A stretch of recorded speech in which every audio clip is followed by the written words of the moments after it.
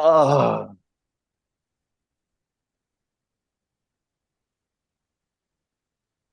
What have we done? Pain will come with the blade. Pain will wake up the despondent crowd in this dormant world somehow. We- wh- What have we done? Like, damage our how banks. we gotchas are the bane of existence. Like, families are destroyed. Children are not given income. Fathers lose their homes because people just gotta pull for their characters. It's it's evil. Yeah, but the On White that House is happens. pretty good. Yeah, exactly. All right. Hello, YouTube. King John Deal back with the Dark Reviewer and XCOM Man. Now, obviously, from that little dramatic intro, we're going to talk about gotchas because, yeah, gotchas are a bitch. Like, on one hand, they're really fun. On the other, you get forced to pay for shit. You have to buy shit. Like, look, to be fair, you can be freemium. You can play completely free. Like, don't even need to buy anything. But let's be real. If you really want to pull certain characters for a limited time, you really gotta pull into your bank. And all three of us have spent quite a bit. I'm not proud to say that, but That's the thing, though. Me yeah. and Nate have done it in the past. It's you who has now joined the club. Yeah, I've been So, doing this the longest out of the three of us, so so cheers to you, buddy. Give it to Cheers welcome you. to to the me. club. Yay, I'm gonna be homeless in a year.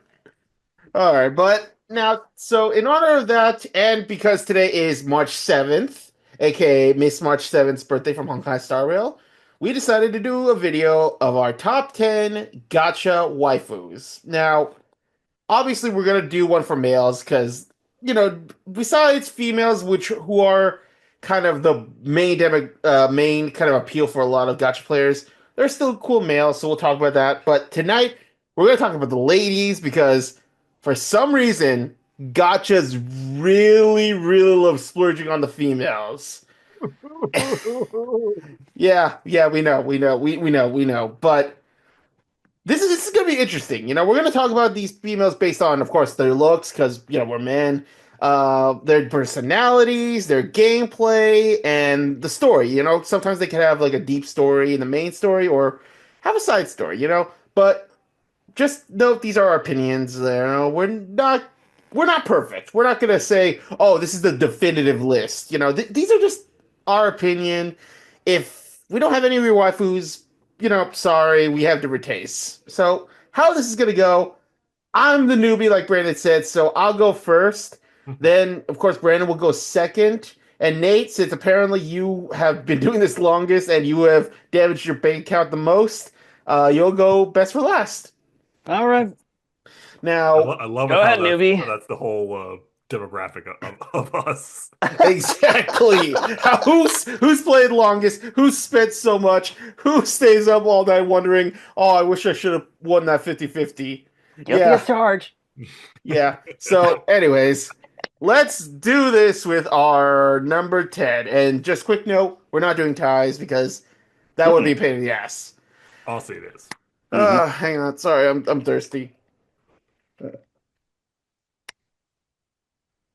Water's okay. I can definitely go for some nitro fuel though. Oh, wait a Oh, minute. Yeah. Miss Bernice White from Zenless Zone Zero. Starting off with the ones that made the memes. No Yes. kidding. Like, Yes. how many memes of that dance are there on the internet? Yes. A lot. Yes. That's the answer. Yes. Now, Miss Bernice White, member of the Sons of Caledon, and for some reason, they're mixologist. She's best way I can describe her. She's got a screw loose. Not in like a really bad way, but you can definitely tell she's kind of been sniffing that nitro fuel a lot. She's a great flame fire anomaly user, and man, her gameplay is fun. Like using those flamethrowers, spinning around and burning everything. It's really fun, and it's really good for crowd control. Plus, some of her banter with some of the characters is funny. Like her and Lighter, like definitely you could tell there might be something going on there, especially in her trailer when she bumped him and he was just backing up, falls, and then just like a cool there was guy. also that shot of her doing that whole like dance next to Caesar. Yeah, It might imply that she might be bi or asexual. I mean, you know what? Let's do Whatever. it. But underneath all that, she's actually a pretty chill person. Like she's very caring for her friends, and she really doesn't seem to have a lot of grudges. Like during her agent story, when she won 3 million Denny's. First of all, I don't know how she was able to win when I always lose at lottery. But what does she do with the money? She splits it between herself, Piper, and the proxies because they're her friends. And I'm like, well, shit. If I won, I would never share with my friends. No offense, guys. No offense. None taken. Jerk. And what's even funny is that when Piper gets kidnapped later by these gang members who wanted the lottery, what does Reese do? Oh, guys, don't worry. I'm going to have a festival where 7 nights and 7 days, free drinks and snacks over at the Cheese Potology. It's like, she's very caring. Like, she doesn't really seem like she's in it for herself. Like, she just wants to have a good time and she wants to share with everyone. And honestly, that's a really good trait to have. The only reason she's low is, well, in the main story, she's not really important, unfortunately. Except for that one cutscene when Pulchra blows her up and pins her in a wall. She's, like, threatening her. What does Bernice do? She pets her tail. She's like, oh, so soft. And then just fucking turns on her flamethrowers. I'm like, oh. She's crazy. Yeah, but she means well. She means well. Also, yeah, she's very attractive. Zenless really did not hold back on her, but yeah, that's my number 10, Bernice White. Maybe we'll get more of her. If not, you know what? It's fine. Her rerun's coming. Pray to God I pull her. Do not give me Nakamata again, please. Oh, God. Anyways, go ahead, Brandon. Who is your number 10? My number 10 is pretty interesting because she's kind of classified as both a villain and some people even call her a dude in a way. Wait a But minute. I'm going Wait to a start minute. with a quote here. Very fun, but it's not enough. Let me make something clear. You think yourselves as magicians, but when you're on stage, you're first and foremost actors.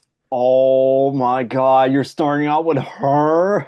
Evil doer or father are Arlecchino from Genshin Impact. Arlecchino, nice. So people think she's a he? It's not It's really complicated. it's a complicated thing. Like it's kind of like in a way, best way I can sum it up without really trying to dabble too much into that story, because dear lord, it is a mindfuck. And it's also fucked it's a up. little bit clustered. It's kind of Okay. like a title. It's almost like a little bit of a title to her. Okay, but go ahead. Continue But- to explain why she is right here. Oh my God, her trailer, boys. If you don't know, look her up. Look up the trailer. There's another reason why one of our favorite voice actors, Sayu, Alejandro Saab, was baffled by her. Because another thing I could probably say about her, people may think Sephiroth from Final Fantasy may be the one-winged angel. You take a look at Arlecchino, hold my beer. Because her ultimate move, oh my goodness, Genshin was cooking. They were cooking with this. Literally Just with full fire. on, like one wing, and she pulls out a freaking scythe, like a Reaper of the Moon, as one of her titles. And she's also, again, like how people also may know about Raiden Shogun, she's also a boss in that story. Oh, wow. And her fights, let's just say there were times that I actually cussed out the game because of that. Okay, wow. Yeah. And the reason why she's so low is because she is one of the most recent units that they released for Genshin. I mean, Genshin is catching up. They are really catching up with some of these new ones, because I'm really thinking Hoyoverse is putting a lot of focus on both Honkai and Zenless because they seem to be making bank a lot more than Genshin. But either way, though, her design is amazing. Black, white, red, just really pops with the outfit, and her voice. Honestly, she was probably like, whoever was looking at her like, you know what? Let's do the same thing with her, but with Kafka in Honkai Star Rail. That's kind of how they were thinking about that. Wow. What, is she yeah. better than Kafka, in your opinion? Oh yeah, she's better, personally. In personality-wise, yeah, she's better because you can kind of at least trust her when you get to know her. And that's the thing kind of about her. Like, you don't really know what Arlecchino is actually after, but you see what she does in her backstory, how she cares about certain people. She may come off as like a tough, rough, like kind of like trainer in a way, but it's almost like tough love. But when you look past it, it's kind of like endearing, and she actually does mourn for some people that she lost in her life. Mm-hmm. So maybe they'll expand more on her because we only got like that one big update of her story when it came out. So it's still too early to tell. So that's why she's like low for me. But do not get me wrong, how she made a big splash. So that's why I'm saying Arlecchino is number 10 right now. Okay, not Nice. bad, not bad. Genshin does know that Wuthering Waves is dominant. Just saying. That's probably why. That's just an opinion. That's just an opinion. Nate, go ahead. All right, interesting that you talked about Genshin because I'm sticking to the Genshin trend right now. Oh, well, because- son of a bitch. Yeah, and interesting how we mentioned like March 7th because the actress actually played this character in Genshin 2. Yeah, it's Sid Lolly. Oh. Yeah, and I'm not kidding about that because when I just like look at Sid Lolly and realize the actress, I was like, well, that's the best way to describe it because the best way to describe Sid Lolly, think of March 7th, but add in the Sundari factor to it. Well, Yeah. shit. That's basically a good way to sum it up, actually. Yeah, Oh, that shit. really sums up Sid Lolly's character because she's pretty well known for being a powerful shaman, and she got the title of Granny Eatsley. And people, before anyone asks, she's not actually a grandmother. She doesn't have like any offsprings. No, she only got that because of her age. Hear that, you gilfs? Get your mind out of the gutter. Yeah, let's make sure Nicholas doesn't watch this video then. Oh boy. And it's so ironic because the title Granny Eatsley, she embraces it as a way to like to teach naughty kids discipline, even though deep down she actually does care. It's almost similar to like Arlecchino, just tough love, but in a more comedic factor. But looking at the backstory for Sid Lolly, yikes. I can tell that Hoyoverse took pages from Freerun for how tragic it is, because immortality, it may seem nice, but when you really think about it, it comes at a big price. Yeah. And people wonder why some people as immortals in certain media say it's not a blessing, it's a curse. Yeah, look at Wolverine. That's why Wolverine's always so edgy. And that explains why Sid Lolly just like wanted to like to keep away, because like if she forms like a close bond with someone, she's gonna feel through the pain again. So in a way, I could definitely understand. It just wasn't until she met the Traveler and hijinks ensued. Oops. Yeah, it is pretty obvious that Sid Lolly does have like a canonical crush on the Traveler, like one of the few characters in the game. Well, damn. Yeah. Yeah, but Sid Lolly, she's low because she just came out recently. I mean, she came out on New Year's Eve last year. Oh, so she's like a year old. Okay. Yeah, she is. And as for the gameplay, I will admit they could have done a little bit better with some of the animations, but for Shieldbait's character, not bad. Though, Sid Lolly, you're a shaman, and you decide to go into a battle with both pillows? With pillows? Yeah, she uses pillows, and then she used like some kind of magical ability to enhance it. It was like, wow. Oh, Like, I God, felt like they no. My They suspension were of disbelief can only go so far. Yeah, so They really took the embodiment of March 7th and they took it too far with this one. I wish they could have done more mystical aspect with their gameplay, but oh well. It is what it is.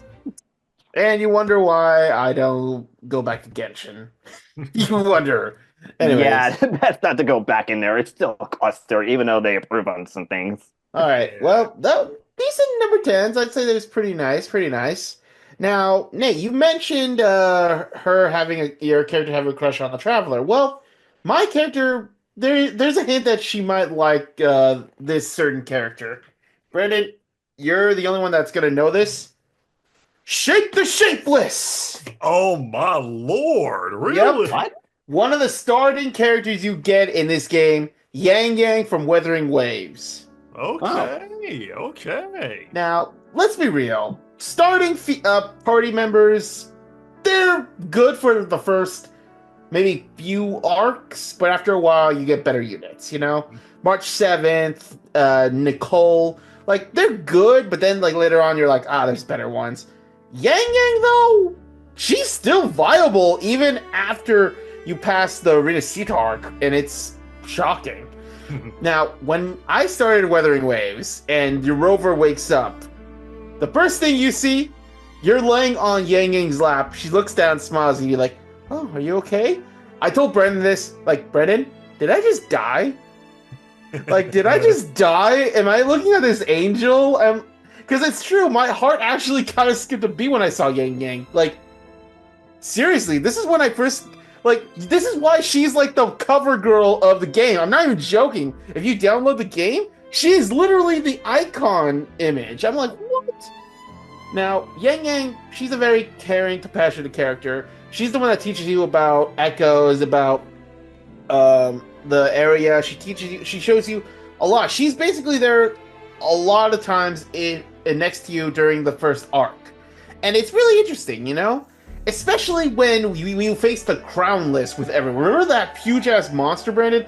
Like, she goes with you and GN, and when there are a bunch of TDs coming, what does she do? She stays and holds them off. Like, that is awesome. Like, usually you think, oh yeah, it's the general that's gonna stay. No, she knows GN and you are the only ones strong enough to fight the crown list. So she's like, just go, I'll hold them off.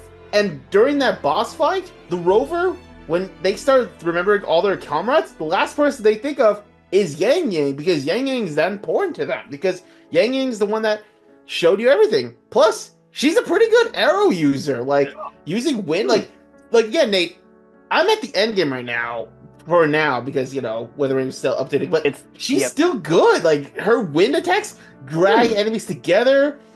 She uses a katana, but I think the best thing I can say about Yang Yang is, she might have a crush on Rover, because there was a cutscene where you and her and a character named Yoo-hoo are talking, and she mentions like you trying to get your memories back, and then the Rover's like, "Oh, so you remember?" She's like, "Well, of course, you know, it was very important to you, so of course I'm gonna remember." And Yoo-hoo, with a smug smile, she's like, "Oh, that's why you need help.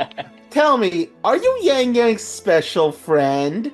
And Yang Yang's like, no, it's not like that. I'm just trying to help him. Like, she is one of the few characters I can canonically say has a crush for Rover, regardless of gender. And I'm like, I think it's like kind of canonically confirmed by the development team that even specified it. So it's kind of there, but maybe kind of not. We'll see.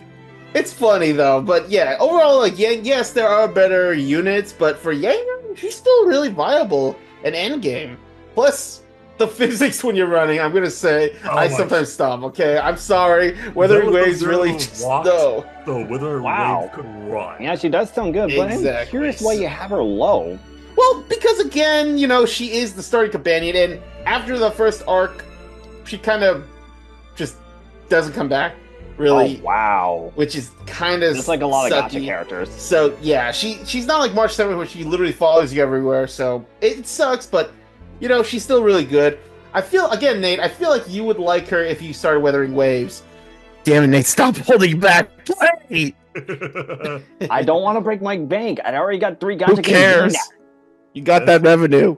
Anyways, Just skip Genshin. The thing is broken anyways. That's true. Anyways, go ahead, Brandon. What's your number 9 after I just had that little rant? Sticking on the Withering Waves train for myself. No Actually. way. What the Yeah. fuck? Okay. Yeah, because Kevin and I showed you this girl, and we kept on talking about this girl. Wait a Because minute. she has a little bit of the sadistic side. Oh. Yeah, I'm going with Yinlin from Withering. Oh, Oh, I want to basically be. Miss. I want to be a little mad. She's little, but I kind of get it. I want to hear you talk about our masochistic waifu. I mean, what? I know who's the bottom. Yes, I know. In a way, yeah, no, you basically are. Yeah, I'll be right back. I'm Whenever gonna you're get with her. something. Go ahead. But Yeah, I'm here, Brandon. The thing about Yinlin is like, think of Kafka and also Arlecchino from Genshin, and they're basically kind of two personalities in this character, as one would say. Yes. Like she comes off as just like Kafka on the outside. She's like smooth, elegant, charismatic, very like personable, relatable, like talking to you like that. But then you go into the goddamn fighting with her. She goes flip-flop to Kafka's inner personality, then Arlecchino's when she gets into the fighting with her echoes. Oh my That god. shit, dear Lord, what they were thinking about with that ultimate. Oh god, like it's like they really wanted to show someone who is a dominatrix, and I'm right there. I am right there just to see her just do that. And look, I'm gonna say it right now, the underboob jiggle, it's all for me, all right? I swear. I'm a That's what I man. mean. Zenless Zone Zero walked so Withering Waves could run. Because the jiggle physics on both the top and bottom are just like, okay, I know where some of this budget was going to. True. But it's also just like, when you actually get to know Yinlin, actually, it's honestly, never thought I'd see her kind of like dropping the hints that she's kind of shut off, but she's also like wanting to open up with other people, but she doesn't really know that she can trust that. Not much like those trust them, but herself to trust the others. And that's kind of like why I saw this like comparison with her and Kafka. Like that, like both of them are like, they are very powerful beings. Like almost like unstoppable. Like especially when you pull Yinlin and you actually start using her, you upgrade her with her fighting style. It's very freaking like versatile and quick to on the battlefield. But it's also like the reason also why she's this low is because she's new. She is a very new character.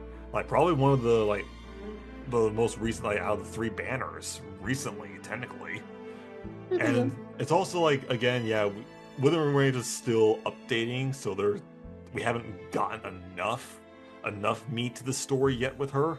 So I am definitely curious. There's a reason why I pulled for her. There's a reason why, and also it's that fucking accent. Oh god, yes. But also, it's like now we're gonna get her.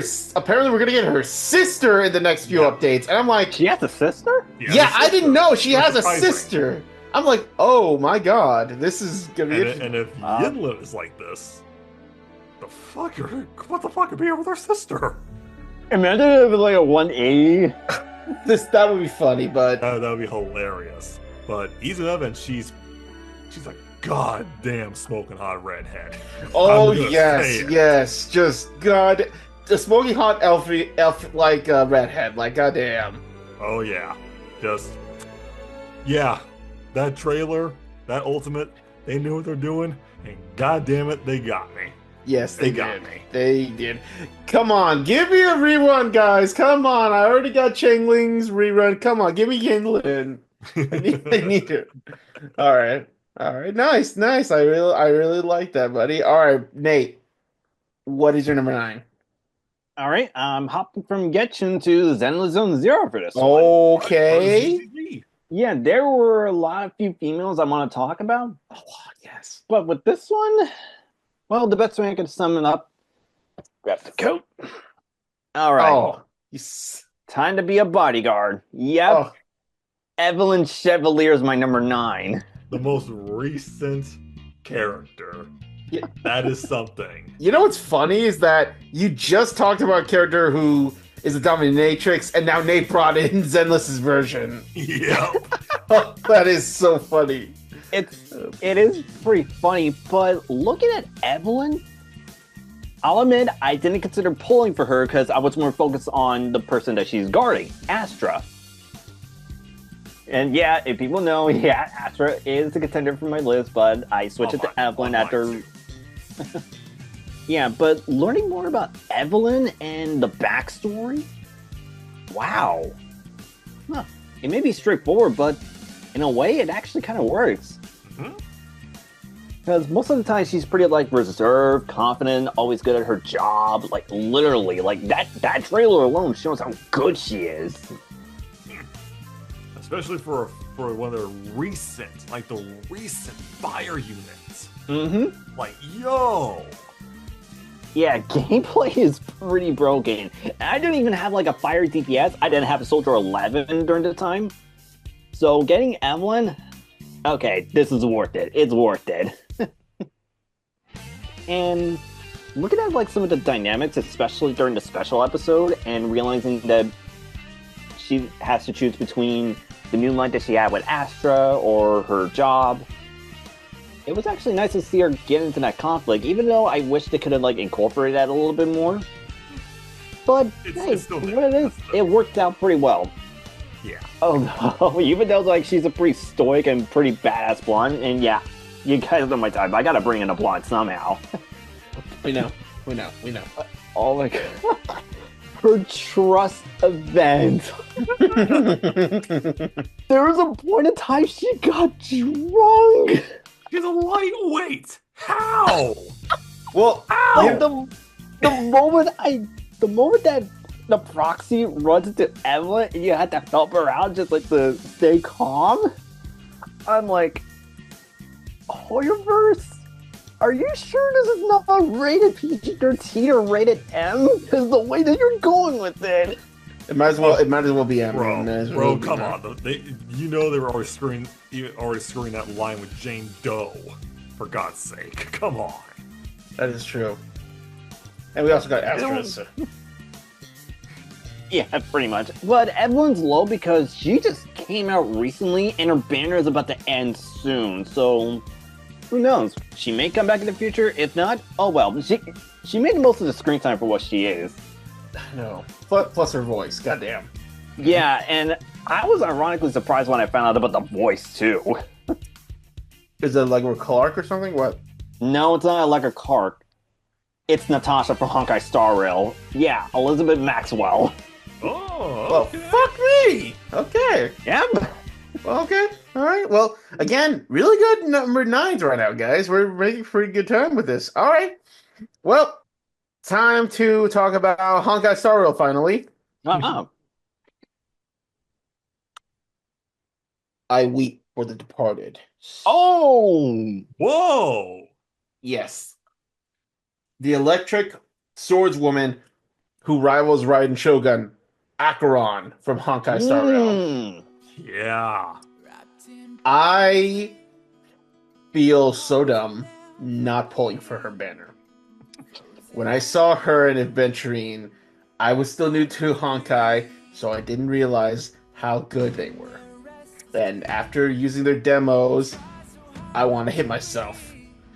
Acheron, like, even before you reach the Penacony arc, you see her in a dream, and she asks you several questions, and she kills you. Kinda. She, like, kills you in the dream. And that's when I'm like, what the fuck happened?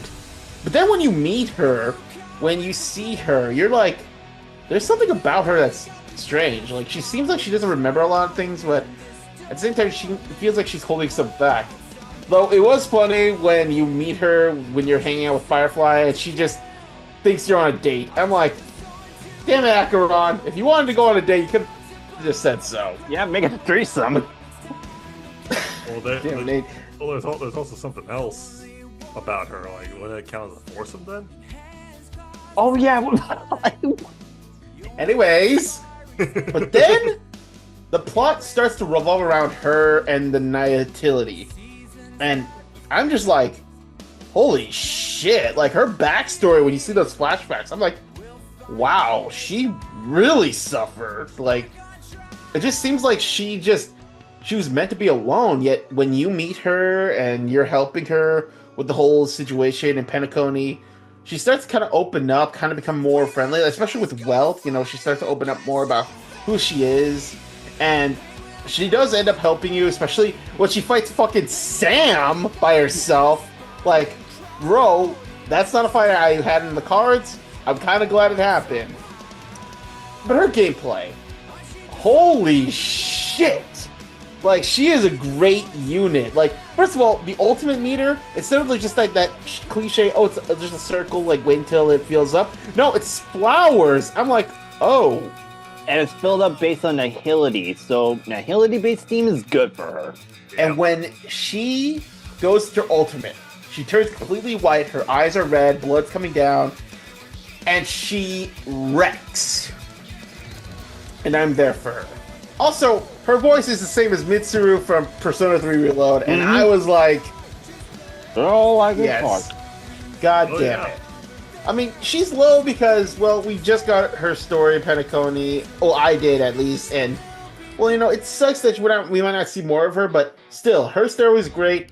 Also, her design, I simp. It's really good design. I really like her kind of broken, Ronin vibe. Also, she's hot. Okay, I'm gonna say it. She's hot. Absolutely. There's a reason why a lot of people, I've seen a lot of cosplayers as Akromon. Mm-hmm. So where is her umbrella? That's all I want to know. The world may Anyways. never know. All right, go ahead, Brandon. What is your number 8? All right. Sticking with the Withering Waves roster on this one. Son of a bitch. And it's a character, again, we just technically recently have.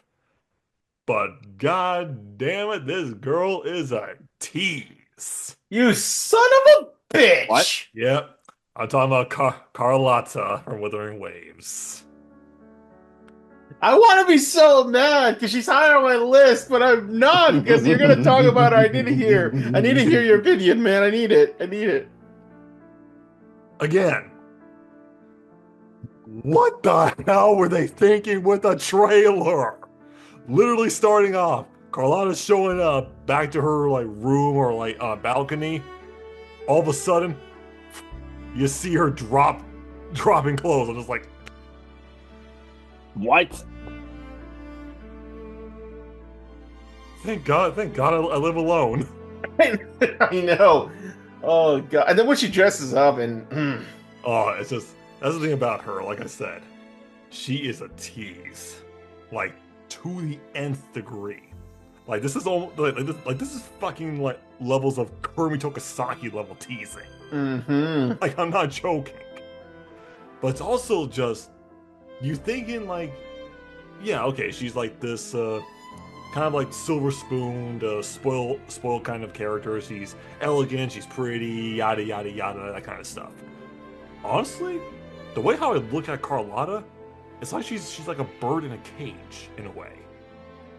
Like how that metaphor goes, like you may think she's pretty enough like that, but on the inside she's trapped. Like she's trapped and she wants a different life. And that's what the rover actually gives her when you actually start learning about her.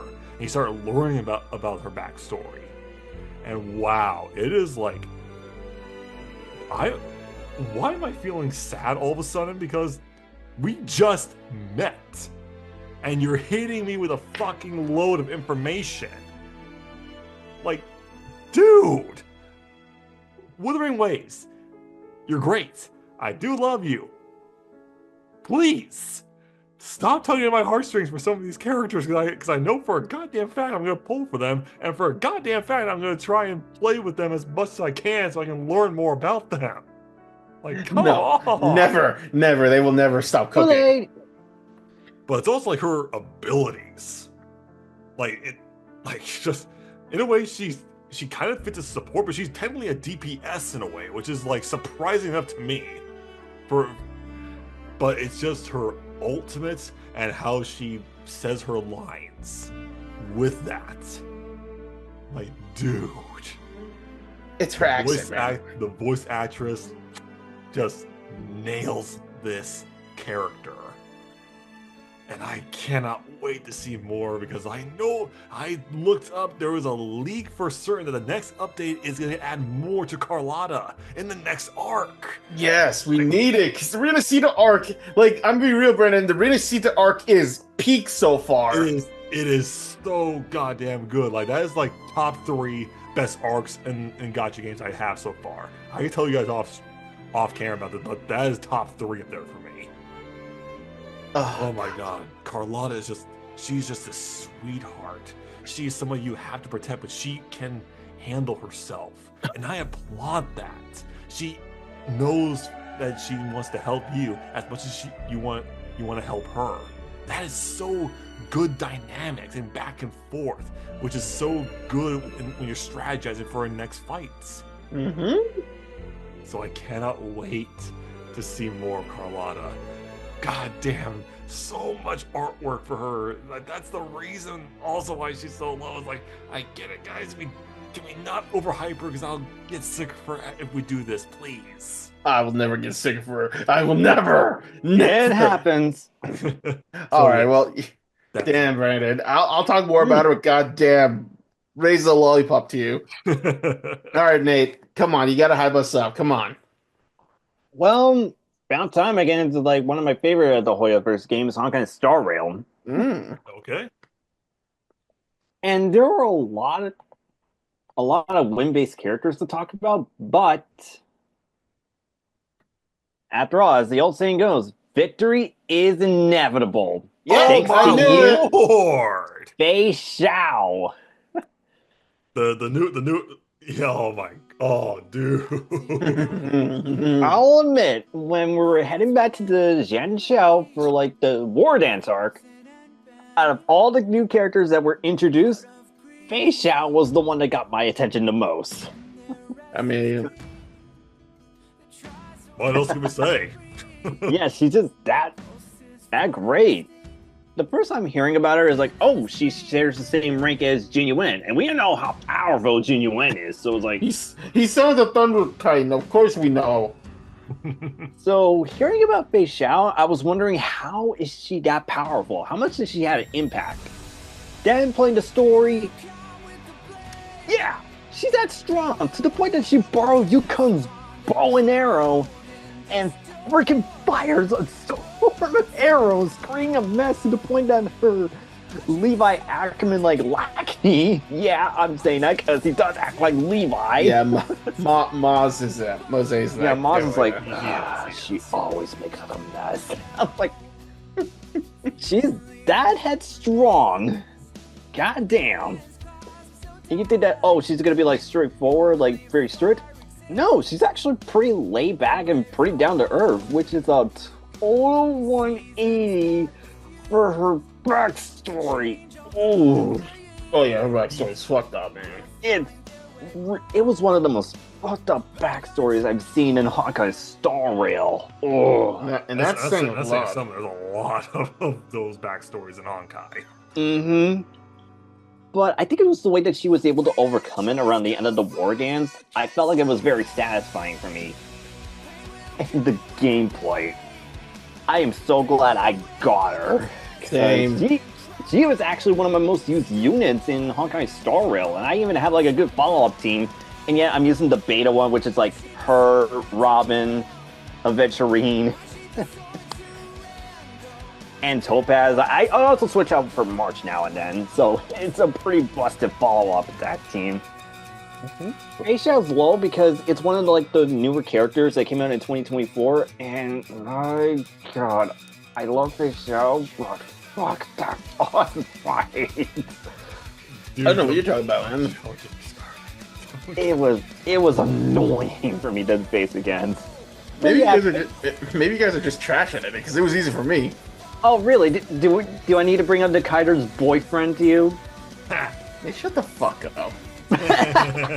Shut up. Okay. That's what I thought. Shut up. But yeah, Fei Xiao, very badass character, very interesting. Who knows? Maybe I'll meet the voice actor that's coming in May. And like Evelyn, she can't take liquor for shit. Oh yeah, shit. She is a lightweight too. Why are so many badass women such lightweights? I don't know. I don't know. First we got Yor, then we got Evelyn, now we got Fei Xiao. Don't ever put those three in a bar. Ever. Yeah, the bar would not exist. No, the street wouldn't exist. Mm-hmm. All right. Good number 8. Now going to number 7. Going back to Honkai. One of the first standard 5 stars. She was an antagonist in the first arc, but then she eventually became an ally. And god damn it, I salute you, Bronya. We salute. Yeah. Yep. Bronya, she, like I said, she was an antagonist. She thought you did something. And then Sampo kidnaps her. Like, let's be real. He straight up just took her. I'm like, the fuck, Sampo? Like, we don't want to seem like criminals. You took the daughter of the minister and the protector of the city. like, While we already have a bounty on our heads. that's basically just want- that's like stealing the Ark of the Covenant in front of the Guardians. You Like, just the want to have a fuck? laugh. That's why. But what's interesting is, like, yeah, Bronya was kind of a bitch. She was always just like ranting at you, but then she started to see the underground, how it really was, because she never, well, to her memory, she never really knew why it was like this. But then when she started seeing everything, especially after meeting her her friend Sela, she started to see, like, oh shit, is Mother wrong? Like, she started to see, like, things could be better. Like, this, it shouldn't just focus on the top, it should focus on the bottom too. Like, everyone needs a chance. So then she started to fight back against Cocolia, and she gave her a lot of chances. I'll give her props. She tried to convince her mother, but we all know how that went. And eventually, Bronya took over as leader for what was the planet's name? Jarlio? Jarivo 7, I believe. Yeah, Jaribo, and she became a good leader. Like, I'll applaud her, especially when Topaz and the IPC came. Bronya tried her best for her people, and I respect that. And I really do appreciate her like, she's not like her mother. She's not going to be crooked. She's going to focus on everyone, and that's good. Plus her gameplay, she's a really good support. Like, she can buff your team, advance their movement. And while she's not exactly tanky, I still think she's close. Also, I really like her design. She's got that elegant look that kind of reminds me of Weiss from Ruby. So, yeah, I really like Bronya. Hopefully one day I'll meet her voice actress, even though I heard her voice actress is kind of not interested in being known publicly, but still, I enjoy Bronya. Definitely looking forward to those Bronya x Sela fanfics. I mean, what?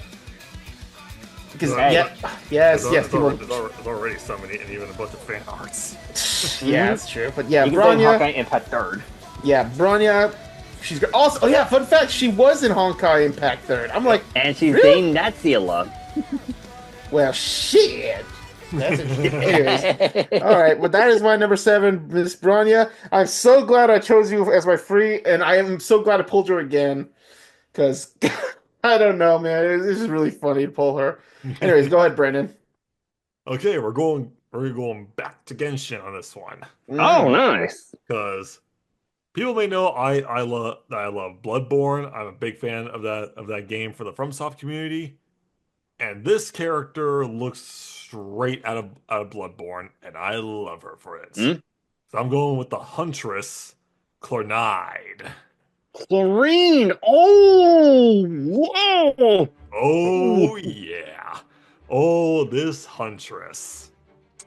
Showing up literally in the trailers, you see a shadow being chased, like a raider being chased off by a shadow on a moonlit filled night, and he gets stuck.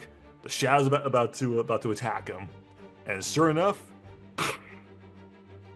bang! A bullet comes out of nowhere, and you see a full-on flash, as you just see just a click of her heels, and she shows up in basically like a Victorian, like I said, Victorian Bloodborne coat, hat design, everything. Like, yes, absolutely yes. Oh my god, yes. And for the fact that she's an electric unit, which is just like, yo, I thought for certain she was gonna be like a damage or even like the ether style, but no, they chose electrical damage.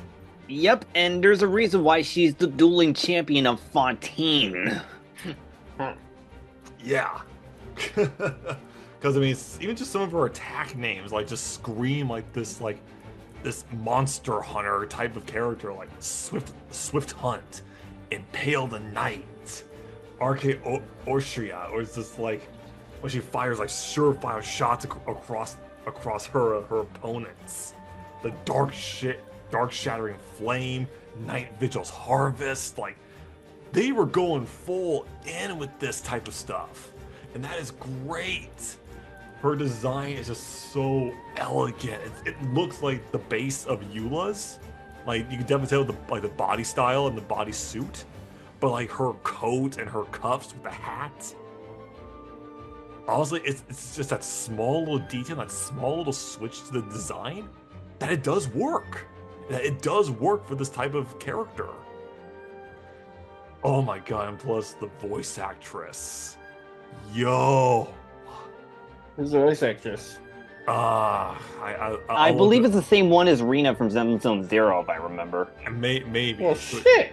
It could be. I'll look it up later to confirm it, but still though, she's like almost like has a like stone, like deadpan delivery, but it's like there's like a little bit of like, I would say like a tonal shift.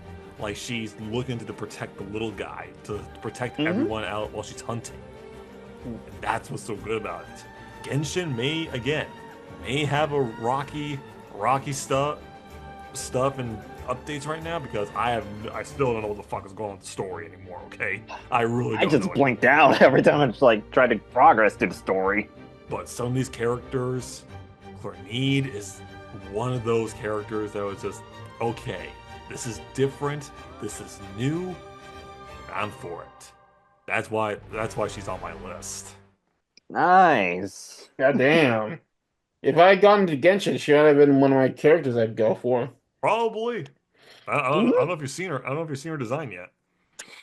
I'll look her up a little bit. Nate, what is your number 7, please? Well, we're staying on Genshin in this one, and about time I'm going to be talking about the Archons of this one. And I'll admit, I did consider Farina, but there was one thing. I actually met the voice actress for this character last year. After all, Inazuma shines eternal.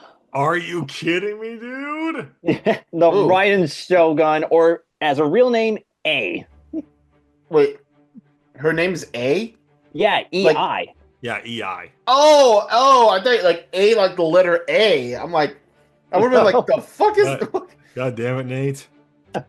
She's higher for me. I had a feeling, but Raiden Shogun, I put it a bit low because, like you mentioned, Brandon, the storyline for Genshin is a bit rocky. Even there were times where I was just like looking at Raiden Shogun's stories, like I felt like they could have improved some things a bit, but oh well. Out of like the Archons, she's probably like one of the more tragic ones I've seen. Because. And here's the thing, she wasn't born as an Archon. It was her sister that was born as one. Oh. Yeah. Yeah, then tragedy struck. A keeps losing a lot of her friends and even losing her sister. Leaving her just alone. So she has to carry the burden as the Raiden Shogun title and become the new Archon of Inazuma, which led to a bit of a complication during the Inazuma arc where it was shelter, the borders closed up. Oh yeah, I've been seeing that. There's also a reason why that's like that. Yeah, there is a messed up reason. But seeing her for the first time as a bit of like an antagonist in a way, whoa, that's one way to make your presence known. Because she does have a big presence. Not what I meant. It's one of the most big features they emphasize. Okay, somebody had to fucking say it. Yeah, but it wasn't until like around the end of the Inazuma arc that she actually starts to open up a bit, and then you realize that the Ren Sugar is just deadpan and straightforward. No, the Ren Sugar, she's actually pretty sweet, down to earth. She has a legit sweet tooth, and she actually does have like a bit of a clueless like personality. Like this is literally Toka, but more deadpan. No Well, kidding. shit. And also don't forget the other thing that she tends to do. What? She also like bottles up her own milk. Yeah, Dango milk. Yep. What? Yeah, Well- it's like I mentioned, she has a sweet tooth, so she has like a fascination for dangos and like dango milk. Yeah. So she just carries a bottle of milk with her everywhere she goes? Well, whenever she has to buy it and all that stuff. Yeah, exactly. Well, shit, okay. Yeah, she definitely has that like sweet side, and later on, she finally has some closures with her backstory. And honestly, I actually smiled. I'm actually glad that she overcome that struggle. I'm happy for her. Okay. And of course, yeah, the gameplay is pretty busted, especially when her main passive ability does help out with energy recharge. So any other allies can not only do like enough damage to apply electric attacks, they're also getting like a good cooldown too. Yep. And of course, yeah, her ultimate. People wonder where the whole Bulbasaur came from. Hey, you know what? Genshin, they were cooking with her. Yeah, they were cooking with her, and a lot of people kept speculating as like, I want Ryan Shogun to face up against the Pirate Akon Mavuika. I was like, you know what? I'm all for it. That would be crazy. Okay. But yeah, she's like somewhat low because again, the storyline for Genshin, especially during the Inazuma arc, was pretty rocky and it was pretty short. I wish they could have expanded it a bit more. Yeah. But for the short amount of screen time and for the events that she appeared in, she more than make up for it. And I am so glad I met the VA during last year. She's a sweet person and very funny. Oh yeah. Nice, And nice. Milo? Yeah. Oh, yeah. It's, Okay. it's still fucking ironic that she's also the freaking voice of Nobara. Yep, Nobara and Lola from Hidden Dungeon. Oh, my God. That is funny. All right, time to go to our midway points. Brandon, you did talk about this character. I'm going to need to punish you for that. Yin Lin from Weathering Waves. Wow. Fun fact, I didn't even know about Yin Lin until I saw fan art on Facebook, and I was like, well, shit, another redhead. Then I told Brandon, he's like, oh, no, dude, she's a good character. So when I play Weathering Waves, and I played her companion story, well, fuck me, she's really good. Although, yes, I know, I can see why some people are like, they don't trust her because, well, some of the shit she does, but in the end, it is for the greater good, and I do appreciate that. I even like how when she faces off against, that one person who was going to offer her the chance to see her parents, she said no because she accepted they're gone. She's not going to bother trying to make up for the past, and I kind of respect that, because usually a lot of characters are like, oh, I need to take a deal. I need to see my loved ones again, because of course people, it's never a bad idea to see your loved one again. But Yin Lin, she's one of the few characters that is just okay, like she's willing to move on, and I appreciate that. Even if it means losing her title as a Midnight Ranger, she was willing to do it, just save people, and I'm like, well, goddamn. And yeah, she definitely seems like she loves teasing the Rover, and it's pretty funny. Again, I hope we get more of her, especially with her sister coming, but who knows? All I know is when a rerun comes, I am pulling for her. Do not care how much it's going to damage my bank account. I'm pulling for her. That is my number 6. Fair enough. Wow. All right. Next. Yeah, next is me, and I actually have to do this really quick because, god damn it, Oh, wait a minute. Oh, Wait. I met the voice actress for this particular character. Oh, I know who it is. Son of a bitch. No way. Yeah, and people may know how much I love to be as one of my favorite video game waifus of all time. Yes. And of course, this bit is not working for me right now, but okay. I gotta cut all this shit out, don't I? Basically, yeah. But still, yeah. No. The girl that almost broke my bank account at Honkai Star Rail. I'm talking about Jing Liu. Nice. Yes. Amelie, this is for you. This is for you. So nice. It was so nice meeting you, and this was an awesome print to have signed. So yeah, Jing Liu. God damn. She is gorgeous. Just that trailer alone, with her just walking on the ice, with the full moon in the background. Just the darkness is swallowing around her. And then she just goes fucking ape shit. Using her sword, like dancing like it's going off acrobats. Pulling them off like they're freaking dance moves. And then when she actually does get serious, when the slice comes, and it slices off her blindfold, you just see her red eyes. Like, dude. There's a reason why she's a destruction character. No kidding. And for an ice character as well, one of the most broken ice units I've ever owned. Because that's the thing. There's a reason why I wanted to pull for her.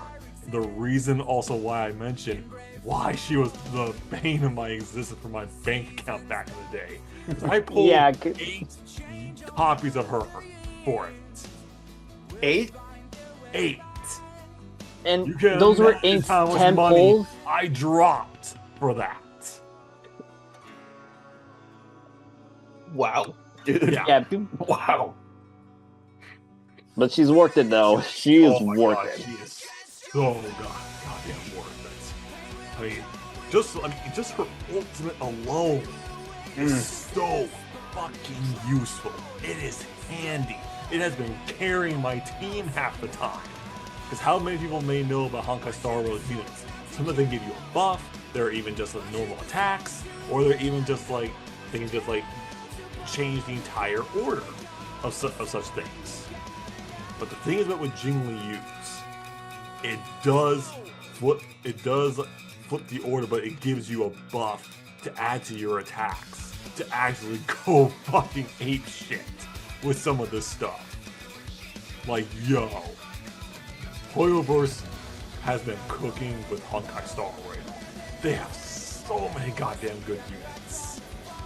And plus, again, Amelie, yo. I was surprised when I found out it was Amelie. It's like, no way, that's her.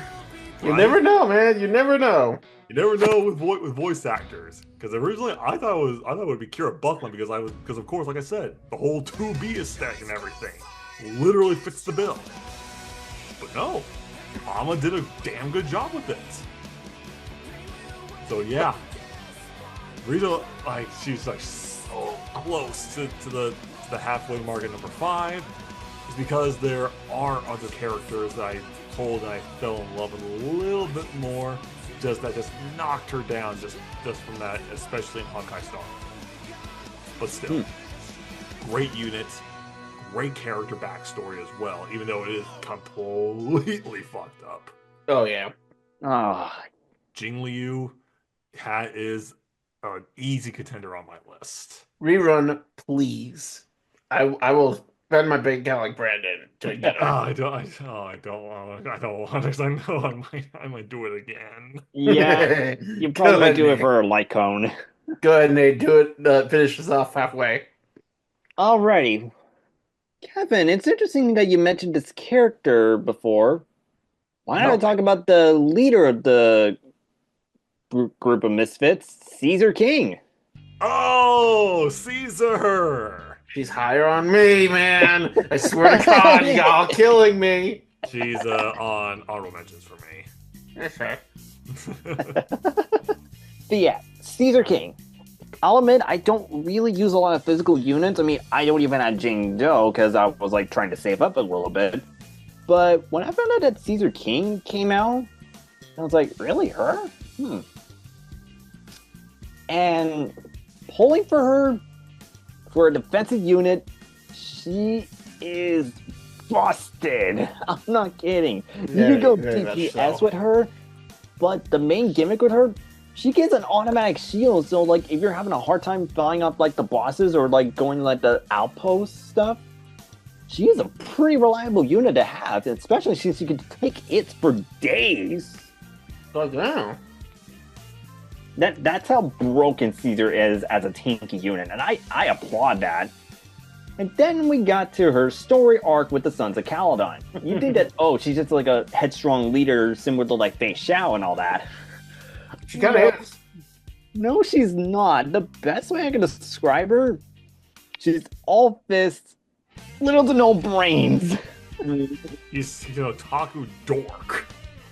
Yeah, she's literally on the otaku dork, especially since she, like, during the Trust event, she was reciting a line from a manga when you were taking a picture with the proxy. It was actually like, oh my god, are you kidding me? But no, it's not like usually like that part that makes me like crack up with like how dumb she is. Some of her voice line actually shows how dumb she is, because like during her follow-up attack, she's like, home is where the head is? It was like, you got the most iconic line wrong. But let's not forget about the storyline thing. Yeah, it's pretty tragic. I mean, she did lose her arm trying to defend someone. But then she did gain a new robot arm that made her more powerful. Thanks And for she wanted little to bro live- Billy. From Billy. And she wanted to live up to the expectation and become the Overlord, which she technically got through a fucked up circumstance. Yeah. That stunt though that she did, that was amazing. But one thing I can't get over about Caesar is that after meeting her for the first time, what was her idea? Realizing that the proxies were knocked down? Okay, let's get the funeral started. Like what the fuck, Caesar? I'm not dead. This is They're not not- like a full-on Monty Python skilling. I'm not dead. Oh no, yeah, you're dead. I feel healthy. Okay, yeah, he's dead. That was just like, for once, I agree with Lucy. That was just like ridiculous to see what's going on. Fun as hell, But- though. But seeing how Caesar was able like to become the new acting overlord and her being like her cheerful tomboyish like self, being badass and all that, I was like, I got a lot of similar vibes to Yang in a way. Well, early Yang, because we all know how like the recent volumes have been like kind of doing a hit or miss with her. It's true. Mostly miss, yeah. Yeah, but Caesar King, I would put her higher. I really want to, but the other characters, I just like a bit more. But putting Caesar in number 6, I just want to like to at least honor her somewhere. Good. All right. Well, we're going to take a break, but when we come back, we will finish our list. Stay tuned.